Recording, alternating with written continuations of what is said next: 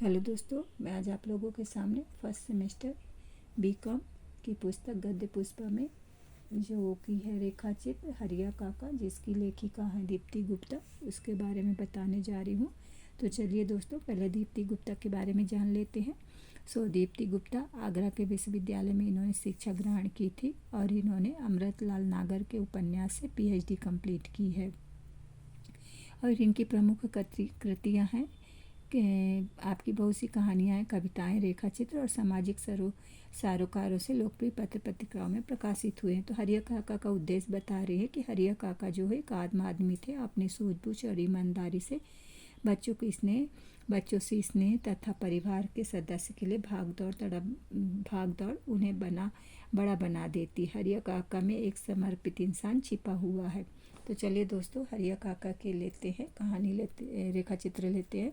तो यहाँ पे लेखिका बता रही है, सब्जी और फलों ना जाने कितनी ही चीज़ों के छोटे बड़े थैले पीठ पर लादे हरिया काका को दूर से आते देखकर विनी और पावस जो कि दो बच्चे खुशी से उछलते हुए उनके पास पहुँच गए। घर के सामने दोनों ओर मुख्य द्वार तक फैले मखमली घास के लान के मध्य लाल पत्थरों का लहलाता हुआ बहुत लंबा रास्ता नहीं, जो इतना छोटा भी नहीं कि हरिया काका की मुख्य द्वार से घर के बरामदे में पहुंचने तक बच्चे धैर्य से उनकी प्रतीक्षा कर पाते। वे पलक झपकते ही हरिया काका के पास पहुंच गए। उनके थैलों को छूते, उन्हें नन्हे हाथों से थैले पकड़ने को काका पर लपकते हलचल लिए घर में घुसे और बड़ी जिम्मेदारी सी ओढ़े काका की पीठ पर लदे थैलों को उतारवाने में मदद करने लगे। हरिया काका दोनों बालाओं को शांति से झेलता, बीच बीच में आंखें भी तरेरता हुआ कि सामान कहीं बिखर ना जाए। चुपचाप उन्हें घुड़कता एक एक करके बरामदे में सामान से भरे थैलों को फर्श पर जमाने लगा। थोड़ी ही देर में वहाँ खासा बाजार सा फैल गया। हरिया एक और सामान को करीने से रखता तो बिनी और पावस लिफाफों के मुंह खोलकर उनमें झांककर जांच पड़ताल करते और दो दालों और मसालों के पैकेट उनकी नाक भाव सिकोड़ने के लिए काफ़ी थे। तो दोनों को अपने मतलब की कुछ भी चीज़ दिखाई नहीं दी। तभी हरिया काका ने जैसे ही फलों के थैले को खोला तो दोनों जोड़ी शरारती आंखें चमक और लोभिक से भर उठी। रस भरे अंगूरों को विनी और पावस मानो अपनी आंखों से निगलने को तैयार है। उन्हीं नन्ही हथेलियों को अधिकाधिक फैलाकर गुच्छों को मुट्ठी में भरने के लिए बंदरों की तरह टूट पड़े, पर हरिया काका ने झपट कर अपने भीमकाय पंजों से उनके हाथों को अंगूरों के गुच्छे पर कुछ इस तरह सतर्कता से घेराबंदी की कि वे दाने अंगूरों का एक भी दाना ना ले पाए और ना ही अंगूरों की दुर्गति कर पाए। दूसरे हाथ तर्जनी से बिनी और पावस को प्यार से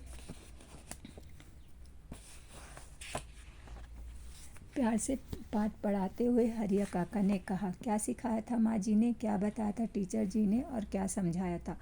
आपने भी हमें बिना धोए कुछ भी नहीं खाते हैं। दूर हटो दोनों, सब तुम्हारे लिए ही है, पर हम जरा नहला धुलाकर इन्हें साफ कर दे, तब तुम दोनों का भोग लगाएंगे। दोनों अंगूरों को नहलाने धुलाने की बात पर बड़े खिलखिलाए और हरिया काका के सुर मिलाकर पावस बोला, कौन से साबुन से नहलाओगे, मेरे या बिनी के? अरे पावस, तूने अपनी बनियान और निकर पलंग में के नीचे क्यों फेंक रही है? तभी माँ जी ने खींच भरी हुई धुली बनियान से मिट्टी झाड़ती हुई बरामदे में आई तो दोनों भोले से बने उन्हें ऐसे देखने लगे जैसे उन्होंने कुछ किया ही नहीं। माँ जी ने पुनः दोनों को धमकाते हुए, आप क्यों फेंकते हो कपड़े इधर उधर? निकर तो इतनी दूर पलंग के नीचे दीवार के पास फेंकी कि मेरे बस का नहीं है उसे निकालना। पावस नीचे नजर किए हौले से शिकायती स्वर से बोला, मुझे वह निकर बिल्कुल अच्छी नहीं लगती और बनियान मैंने नहीं फेंका, वह तो अपने आप गिर गया। तो क्या उठा नहीं सकते थे? माँ जी बड़बड़ाई। पावस अपनी ड्यूटी का हवाला देते हुए बोला, वह हरिया काका आ गए ना, बाजार से उन्हें लेने गेट पर जाना था ना। हरिया काका ने पावस की भोली दलील पर मुस्कुराते हुए माँ जी की उपस्थिति और फटका का सदुपयोग करते हुए फटाफट सब्जी और फल बड़े भगोने में नल के नीचे लगाकर धोने का आयोजन किया। जैसे ही माँ जी वापस कमरे में घुस मुड़ी, हरिया ने शरीर से शरीफ बने दोनों बच्चों को एक एक केला पकड़ाकर कहा, जाओ, थोड़ी देर के बाद अंगूर और अमरूद धोकर देता हूँ, और हाँ, पलंग के नीचे से निकाल कर जगह पर रखो, ना निकाले तो हम तो हम निकाल देंगे। आंगन के दरवाजे की कुंडी खड़की तो हरिया काका लपक कर वहाँ भागे। उन्हें पता था कि इस दरवाजे की कुंडी खड़काने वाली रमिया ही होती है, जो रोज माँ जी के पैरों पर तेल लगाने आती है और साथ ही अपने और हरिया के 6 बच्चों में से किसी न किसी एक की शिकायत करती है और अपने पल्लू में बांध लाती है, क्योंकि मालिश करने से पहले वह जब पल्लू के कोनों की गांठ खोलती है तो अपने किसी एक बच्चे की शिकायत करनी शुरू करती है। तो लगता है कि वह उस गांठ में बंधी है, जिससे वह खोलते खोलते पूरी तरह हरिया काका के हवाले कर देती है और गांठ से निकाली सुपारी को मुंह में रखकर अपूर्व स्फूर्ति से भर उठती है कि तुरंत माँ जी के पैरों के पास बैठकर कटोरी से तेल लगाने में जुट जाती है। हरिया काका बेध्यानी से लेकिन अपनी पत्नी के डर से ध्यान में से सुनने का नाटक करते हुए अपने बच्चों की शिकायत सुनकर फिर घर के कामों में लीन हो जाते हैं। तो हरिया काका पिछले 40 सालों से इस घर का नमक खाया। जब वे बिजनौर आए थे तो इस घर के साहब ने उन्हें भैया जी को गोदी खिलाने और घर के झाड़ू पोछे के लिए रखा था। तब उनकी उम्र 15 से 16 साल रही होगी। वह दिन और आज का दिन वह कभी इस घर से दूर नहीं हुए। कितने मौसम आए और गए, 30 त्योहार मनाए, बुजुर्गों का ऊपर जाना और नन्हे मुन्नों का घर में आना, क्या क्या नहीं देखा हरिया काका ने।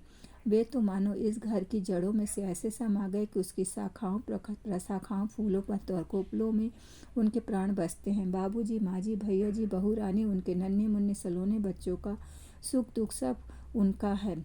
घर के सभी लोग उन्हें जी भर का मान सम्मान प्यार बख्शते हैं। हरिया काका के बिना वे सब अधूरे हो जाते हैं। बिनी और पावस के लिए तो वह खिलौना भी है, तो सीख देने वाले गुरु भी। माँ बाप दोस्त सब कुछ हैं। उन दोनों बच्चों के लिए दोनों बच्चे अपने में चुनमुन रहस्य विशेष बातें हरिया काका के साथ बांटते हैं, जिन्हें वे मम्मी पापा व दादा दादी से भी नहीं कह पाते।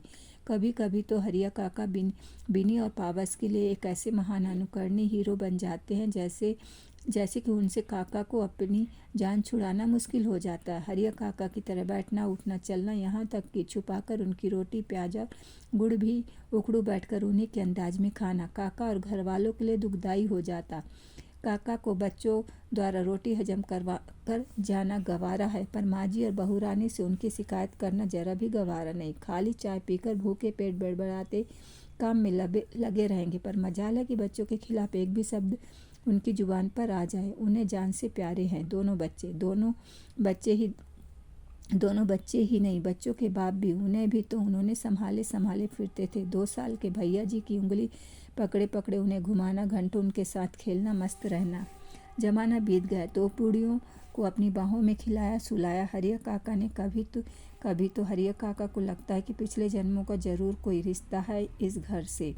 2 बजे तक हरिया काका को मेज पर दोपहर का खाना लगाना होता है। बहू रानी रसोई के कामों में, दाल सब्जी रोटी बनाने में सुबह से हरिया काका के साथ लगी रहती है, जबकि काका की मनसा होती है कि बहू रानी इतना काम ना करके थोड़ा आराम करे। काका अपने गोल गोल फूले फुलकों के लिए दूर दूर तक रिश्तेदारों में प्रसिद्ध हैं। बस एक ही काम उन्हें आज तक ठीक से नहीं आया, आम का अचार और मीठी चटनी डालना। एक बार उन्होंने अपना हुनर दिखाने के चक्कर में किसी को पास नहीं फटकने दिया और आम की मीठी चटनी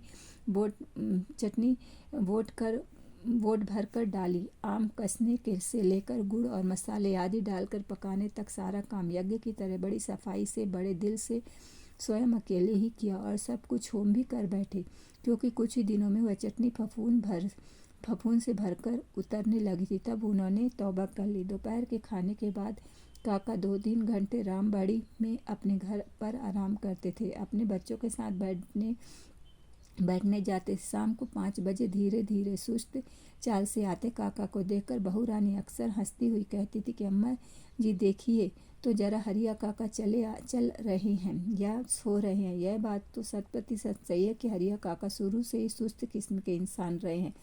बड़े ही आराम से धीरे धीरे काम करना उनकी अच्छी आदत है या खराब, पर उनसे चटर पटर तुरंत काम नहीं होता। उनकी रमिया उनके ठीक विपरीत थी। तीर की तरह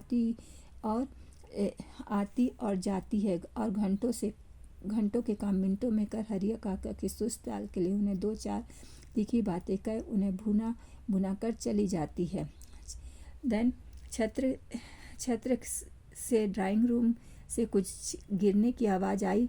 बिन्नी का चाइनीज गुलदस्ते पर गलती से हाथ लगा और वह लुढ़कता हुआ फर्श पर जाकर छनछना कर चकनाचूर हो गया। अंदर वाले कमरे में माजी झुंझलाई सी बोली, क्या तोड़ा है तू? अरे दुष्टो!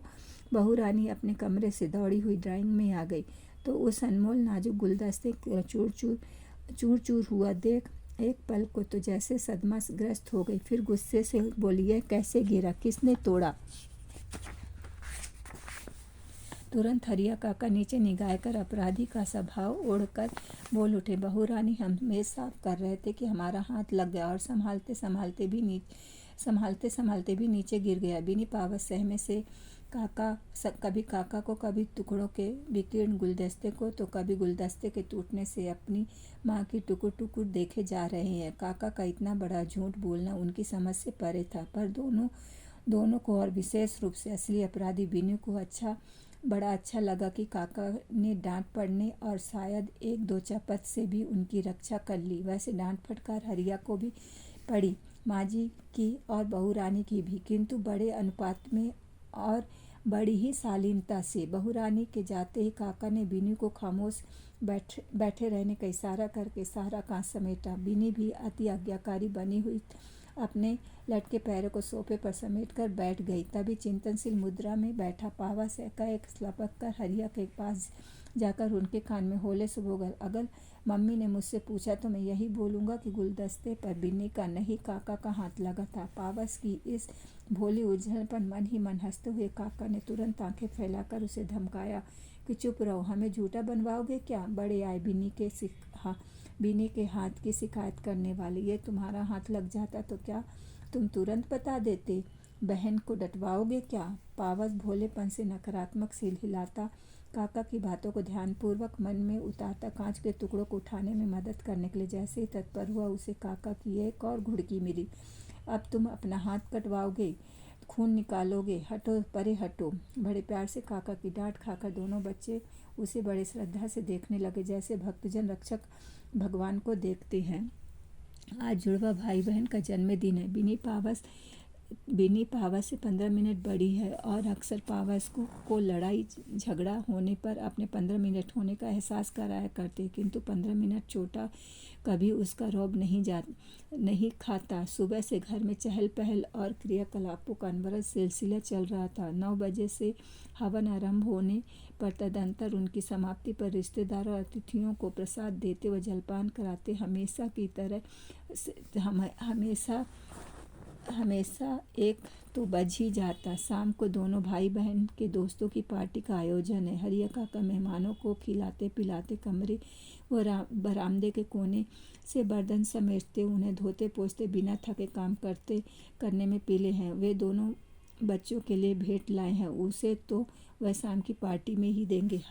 हवन में तो बच्चों के मुंह में लड्डू देकर, सिर पर हाथ फेंककर, ढेर सारा आशीष देकर उनका हमेशा का नियम रहा। अपने उपहार तो वह लाल कागज में लपेट कर रिबन में बांध कर पार्टी वाले अंदाज से सब बच्चों के सामने क्रिसमस बाबा की तरह विशेष ढंग से लाकर बिन्नी और पावस के सामने इस तरह से पेश करेंगे कि सारे बच्चे उत्सुकता से उन्हें घेर कर खड़े हो जाते हैं। देखे काका ने इस बार क्या दिया। देखते ही देखते शाम हो गई और पार्टी के लिए ड्राइंग रूम की पूरी तरह साज संवर गया। बिन्नी और पावस भी अपनी अपनी पोशाकों पहनकर तैयार हो गए। एक एक करके बच्चों का भी आना शुरू हो गया था। हरिया काका ने भी शाम को नीली कमीज झक सफ़ेद पैजामा पहनकर, बाल बनाकर नन्हे मेहमानों के स्वागत व बिनी पावस को भेंट अर्पण हेतु स्वयं को संवार लिया था। तभी ड्राइंग रूम में केक काटने की तैयारी में बच्चों को समेटती बहू रानी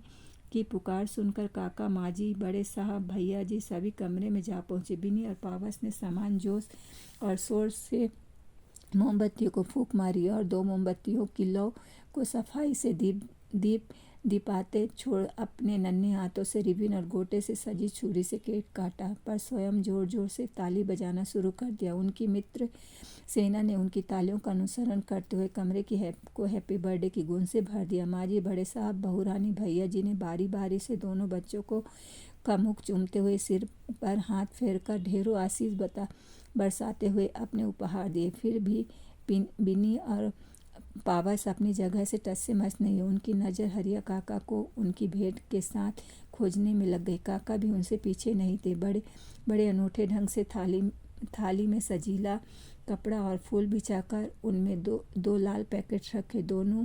वे दोनों के पास आ खड़े हुए और सभी बच्चों केक से ज़्यादा काका की भेंट में रुचि रखने के कारण उचक उचक कर देखने लगे कि काका इस पैकेटों में क्या निकाल कर देंगे बिनी और पावस को। काका ने होले से एक पैकेट को रिबन खोला और पैकेट बिनी के सामने सरका कर कहा, इसे अब तुम खोलो बिटिया। बिनी ने गर्व के साथ बच्चों की ओर देखा और लाल कागज का एक सिरा खोला। फिर मुस्कुराहट रोकते हुए पास खड़ी सहेलियों की आंखें मिलाई और कागज का दूसरा सिला उखाड़ा। पास खड़े बच्चों की नजरें कागज को भेदती हुई अंदर छुपे उपहार पर गड़ गई। इतने में बिनी ने उसे खटाक से कागज से बाहर निकाला और सबको ऐसे दिखाया जैसे लॉन टेनिस का खिताब जीतकर खिलाड़ी अपनी शील्ड को सारे दर्शकों को दिखाती है। खुद ने देखा नहीं कि क्या है। दोस्तों को दिखाने का चाव अधिक हावी था उस पर। पुस्तक का शीर्षक था रामायण पर आधारित बाल कथाएं। सारे बच्चे लपक कर उसे बिनी के हाथ से छीन कर देखने के उतावले होने लगे। तभी हरिया काका ने गुरु गंभीर स्वर में सबको सचेत किया कि सब बच्चे लोग देखो अब पावस के पैकेट से क्या निकलता है। पावस ने जिद किया कि वह रिबन को अपने आप ही खोलेगा। उसने दोस्तों का ध्यान अपने पर केंद्रित करने के लिए खूब आराम से रिबन खोला। फिर चारों ओर सब पर नज़र घुमाई। सब बच्चों की नज़र पावस की नज़रों से मिली और जैसे बोली, जल्दी से दिखाओ ना क्या है पैकेट पर। पावस ने भी बिनी की तरह अपने पैकेट का एक कोना बड़े सलीके से पकड़ते हुए लाल कपड़े के अंदर से अपनी भेंट को एक झटके से निकालकर चूमकर सचिन तेंदुलकर के अंदाज में एक हाथ से ऊपर उठाते सारे दोस्तों को एक महान क्रिकेट खिलाड़ी के अंदाज में दिखाया। उस पुस्तक का शीर्षक था महाभारत पर आधारित बाल कथा। उसके पास खड़े बच्चे पावस की पुस्तक पर लपकने लगे कि देखे कैसी कहानी है, तस्वीरें भी बनी है, क्या अंदर है। पर रिफ्लेक्शन के लिए तैयार हरिया काका ने दोनों बच्चों को मार्गदर्शन मूल्यवान कथा पुस्तकों को अपनी कस्टडी में लेकर बच्चों को खाने पीने नाच गाने में लगा दिया। अगले दिन सवेरे चाय पीते समय माजी और बहू रानी हरिया काका की सूझबूझ की तारीफ कर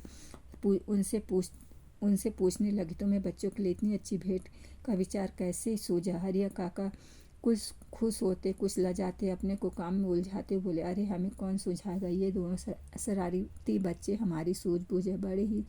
दोनों बड़े ही सयाने हैं, बड़ी बड़ी बातें सोचते हैं, तरह तरह के सवाल करते हैं हमसे। इसीलिए हमने सोचा कि अब इनके लिए दिल दिमाग की ढालने की उम्र है, इसीलिए ऐसी भेंट दी जाए जो अच्छी बातें सिखाए। बहू रानी और माजी उच्च शिक्षा रहित पर पढ़े लिखे को भी मात देने वाले बुद्धिमान समझदार हरिया का मुंह ताकती रह गई।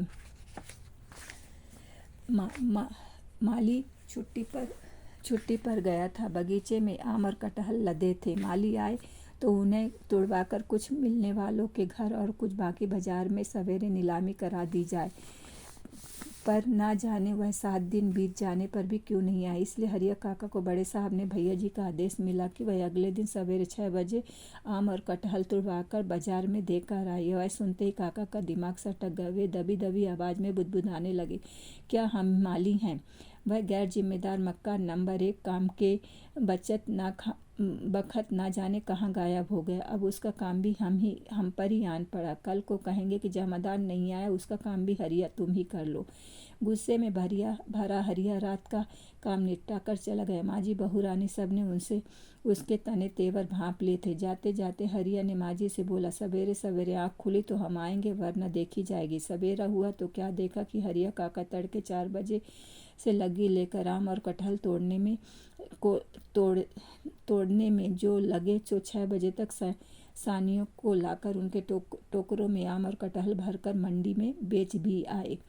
मिलने वालों के लिए अच्छे आम और कटहल छांटकर अंदर बरामदे में रख दिए। मंडी में आकर बड़े साहब और भैया जी को हिसाब भी दे दिया। बरामदे में मुड़े पर बैठी माँ जी ने चाय की चुस्की भरते हुए मुस्कुराहट छिपाते हुए जब हरिया से पूछा, तू तो आने ही नहीं वाला था, शायद इतने ही तड़के फिर यह सब कैसे, इतनी जल्दी सब कैसे कर डाला हरिया? तो हरिया किला जीतने के भाव से बोले, अरे माँ जी, अब आज ललक क्या भी कभी ऐसा आज तक कभी ऐसा हुआ है कि आप लोगों ने कोई काम हमें कुछ आदेश दे और हम ना माने, भले ही हमें अच्छा लगे या ना लगे, पर इस मन का क्या करें, यह आप लोगों का आदेश माने बिना चैन से बैठता ही नहीं। अब क्या बताऊं माँ जी, करवटें बदलते बीती और जब 4 बज गया तो रुका ही नहीं गया। जब काम करना ही है तो माँ जी, करना है तो करना है माँ जी। कहीं खोई सी बोली, हरिया तेरे बिना इस घर का क्या होगा, कैसे चलेगा? अरे माँ जी, आप भी कैसी बातें बोल रही हैं? भला हम कहाँ जा रहे हैं? यहीं जिएंगे यहीं मरेंगे। हरिया काका माँ जी को आश्वस्त करते प्यार से बोले। हरिया काका यूं कभी बीमार नहीं पड़ते, पर कभी एक दो बुखार खांसी ने उन पर हमला भी करने की जरूरत भी की तो वह अपने कामों से तब भी पीछे नहीं हटे। एक बार जाड़े से उन्हें तेज बुखार आ गया। स्वेटर मफलर कोट अपने पर मढ़े हुए 8 बजे घने कोहरे को चीरते हुए यहाँ पहुँचे ड्यूटी बजाने के लिए। उन्हें आज भी याद है कि भैया जी ने डांटते हुए कहा, क्या ज़रूरत थी बुखार में आने की, अगर तबीयत और अधिक बिगड़ गई। हरिया काका के मुंह से एक निकल पड़ा, तबीयत तो अधिक बिगड़ जाती अगर हम घर पर पड़े रहते। यहाँ आए हैं तो बुखार भाग जाएगा और काम में मन भी लगा रहेगा। जब मन चंगा तो तन भी चंगा आप हो ही जाएगा। यह सुनकर भैया जी बड़बड़ाते हुए चले गए थे। और इनकी अनोखी दलीलें, इनसे तो कुछ भी कहना बेकार है। वाकई शाम तक देखते देखते बुखार का 101 डिग्री से 99 आ गया था। अदरक और तुलसी की चाय पीकर बच्चे, बहू रानी और माँ जी ने बतिया कर उन्होंने अपना इलाज ही कर लिया था। अगले दिन पूरे स्वस्थ हो गए थे। अब पर अपने कामों के बुखार के दौरान तनिक भी अलग नहीं हुए। हालांकि उनकी यह आदत घर भर में किसी को भी भाती नहीं थी, पर वे अपनी जिद के पक्के थे। आज 70 वर्ष के हरिया काका लकवा के कारण अपने आधे बेजान शरीर से मजबूर खटिया पर पड़े रहते हैं। इस उम्र में भी अपने बेटे, बहू और पत्नी रेमिया की सेवा से उनको इतनी ताकत तो आ गई थी कि वे धीरे धीरे उठकर बैठ जाते। बिनी पावस भी बड़े हो गए थे, पढ़ लिख कर सेटिल हो गए थे, साहब भगवान को प्यारे हो चुके थे। कोई पल ऐसा नहीं होता जब हरिया काका अपने बीते हुए दिनों बिनी और पावस, बड़े साहब, माँ जी, भैया जी, बहू रानी उस घर की, उसकी दीवारों को, उस आंगन को याद ना करते हों और ये ना मनाते हों कि हे प्रभु, अगले जन्म में भी बड़े साहब और माँ जी उनके बच्चों और बच्चों के बच्चों की सेवा करने का मौका दें। जब भी भैया जी, बहू रानी, बिनी और पावस काका को देखने बस्ती में जाते तो उनकी खुशी का ठिकाना नहीं रहता। काका कैसे हो सुनने पर प्रेम विभोर कृतज्ञता से भरी उनकी छलाई आंखें ना जाने क्या क्या बोलने लगती।